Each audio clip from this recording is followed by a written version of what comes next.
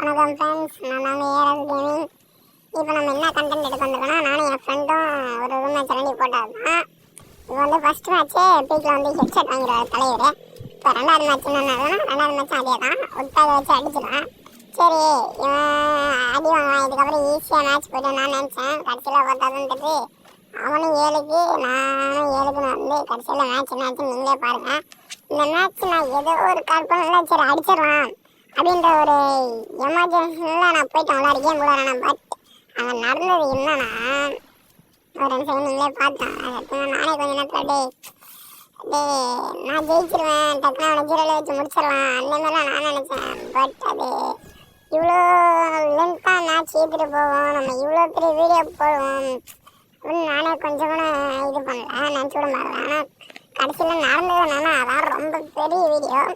சரி, அது இன்னும் பார்க்காம போயிடாதீங்க, ஸ்கிப் பண்ணிக்காம போயிடாதீங்க. சரி, வந்துட்டீங்க, ஒரு லைக்கு, ஒரு சப்ஸ்கிரைபு, ஒரே ஒரு கமெண்ட் வந்து தட்டி விட்டு போயிட்டே இருங்க.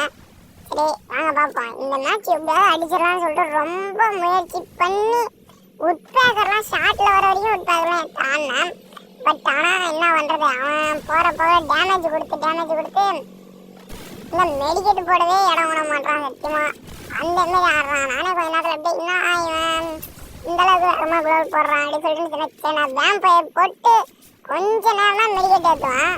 சரி, நம்ம ஏறி அடிச்சிடலாம் சொல்லிட்டு ஏறிட்டே இருப்பேன். கொஞ்ச நேரம் கூட நிற்க மாட்டேன்.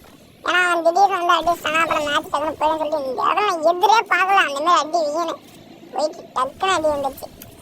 சரி, இந்த மேட்ச் வந்துச்சு, அடுத்த மேட்ச் அது பிடிக்கலான்னு பார்த்தா சரி அது அதோட மோசம். இது வந்து எதிர்பார்க்காம ஏறிக்கிட்டே இருக்கேன், டக்குன்னு ஒரு விட்டுட்டான்.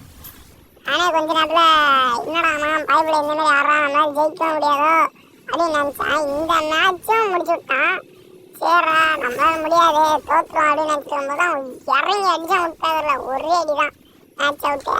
இதுக்கப்புறம் போகிற மேட்ச் நான் ஜெயிப்பான்றதே டவுட்டு தான். பட் இதில் 1-2 மேட்ச் வந்து அவன் ஜோன்ல இருந்துடுவான். இந்த மேட்ச் அவன் நின்று நான் என்ன ஆச்சுன்னு தெரியல, குளோவில் மாட்டு போகிறேன் ஏன்னு சொல்லிட்டு அவனை அடிச்சுட்டு ஒரு 2 செகண்ட் வெயிட் பண்ணுறதோ அடுத்த மேட்ச்சில் ரொம்ப நான் அடின்றீங்க மண்டை தாறு வரைக்குது. அவன் அடிக்க நான் அடிக்க மாற்றி லேபு போயிட்டே இருக்கு. இந்த இடத்துல ரொம்ப டேமேஜ் கொடுத்துட்டு இந்த இடத்துல ஏறும் ஒரே அடி இப்படியே மண்டை ரெண்டா கீச்சு கையில் கொடுத்தாச்சு அவனுக்கு.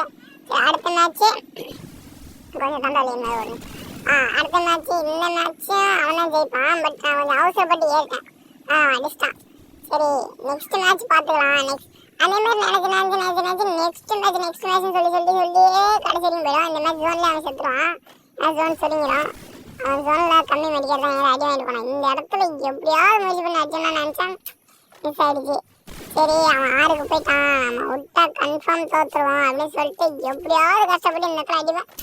ரூப் டேமேஜ் வந்துடும். ஆனால் அவனுக்கு கொஞ்சோண்டு தான் நான் டெத் ஆகிடுவேன். சரி, நெக்ஸ்ட் மேட்ச் அடிச்சிடலாம் சொல்லிட்டு ஒரே அடி தான். நானே நினச்சி பார்க்கல இந்த மாதிரி அடி பண்ணேன். கடைசியில் விட முடிச்சாச்சு. அடுத்த மேட்ச் வந்து ஜெயிக்கலாம் அவ்வளோதானா சொல்லிட்டு ஐத்து விடி மேலே மேட்ச் நம்ம தான் போய் ஃப்ரெண்ட்ஸ். சரி, போகிறதும் பாருங்க, ஒரு லைக் போட்டு போங்க ஃப்ரெண்ட்ஸ். பாய்.